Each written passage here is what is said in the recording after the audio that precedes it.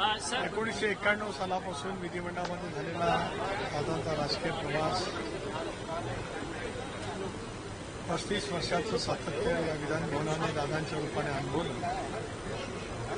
विधानसभेमधली दादांची उपस्थिती मग ते विधानसभा सदस्य म्हणून असतील, राज्यमंत्री, मंत्री, उपमुख्यमंत्री म्हणून असतील, विरोधी पक्ष नेता म्हणून असतील, सकाळपासून ते कामकाज संपेपर्यंत उपस्थिती, अनिवार्य उपस्थिती अनेकांच्यासाठी करावी लागली.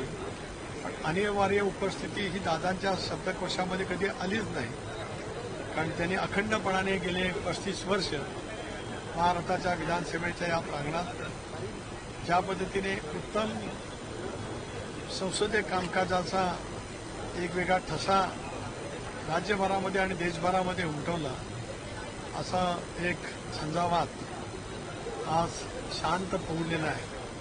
याचं शल्य दुःख या प्रांगणातल्या प्रत्येक अणुरेणूला, प्रत्येक आलेल्या इथल्या व्यक्तिमत्वाला आणि इथे जे काही अदृश्य आहेत, म्हणजे इथल्या भिंती असतील, इथली माती असेल, त्या सगळ्यांनाच ही ओळख गेल्या 35 वर्षाची जीवाभावाची ऋणानुबंधाचे संबंध असलेली, जणू काय आपलंच काय आहे अशा पद्धतीची असलेली, निसर्गाला सुद्धा वाटावं अशा पैसा दादांचा तो झंझावात या सभागृहाने गेले 35 वर्ष त्या ठिकाणी अनुभवला.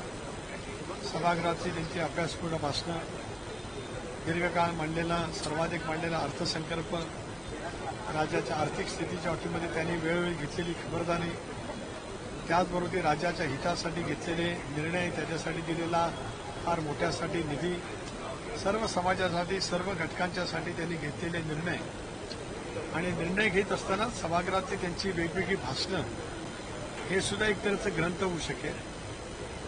मग ते आमदार म्हणून केलेलं असेल, राज्यमंत्री म्हणून केलेलं असेल, मंत्री म्हणून असेल, विरोधी पक्षनेता असेल, उपमुख्यमंत्री असेल, किंवा अर्थसंकल्पीय चर्चेच्याद्वारे त्यांनी केलेलं भाषण असेल, ही सुद्धा एक तऱ्हेचा ग्रंथ त्या ठिकाणी होईल. हलकं फुलकं बोलणं, विनोद, एखाद्या विषयावरती तत्काळ आपलं मत त्या ठिकाणी व्यक्त करणं, एक विलक्षण पद्धतीची हातोटी ही दादांनी या विधानसभेच्या प्रांगणामध्ये दीर्घकाळ त्या ठिकाणी दाखवलेली आहे.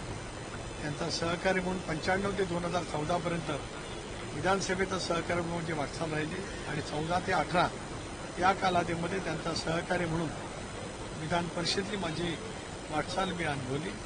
नेता किती मोठा, दिलदार, किती मोठ्या मनाचा असू शकतो.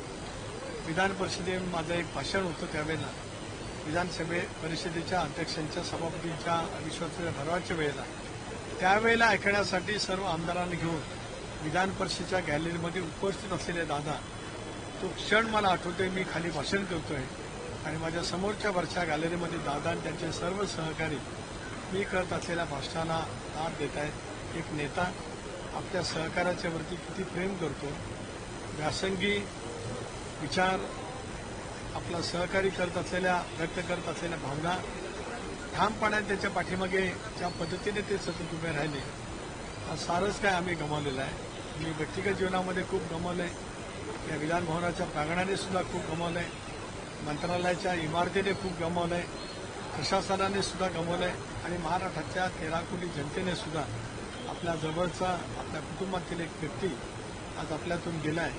ही हळ प्रत्येकाच्या मनामध्ये दीर्घकाळ त्या ठिकाणी राहील. त्यांच्या विना विधानसभेच्या प्रांगणात प्रवेश हा आमच्या सर्वांच्यासाठी खूपच क्लेशकारक नक्कीच त्या ठिकाणी आहे. असंख्य अशा आठवणी आहेत या प्रांगणातल्या, की ज्या आठवणीच्या वरतीच पुढचं जीवन जगणं एवढंच माझ्या हातात.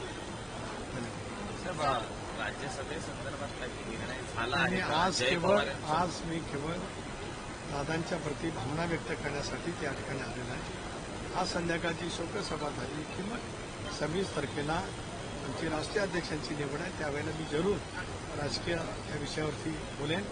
आजचा विषय माझा सीमित या प्रांगणामध्ये येणं, इथल्या मातीला स्पर्श करणं आणि दादांची आठवण हृदयामध्ये साठवणं, त्याच भावनेतून आज मी या प्रांगणामध्ये आलो. धन्यवाद.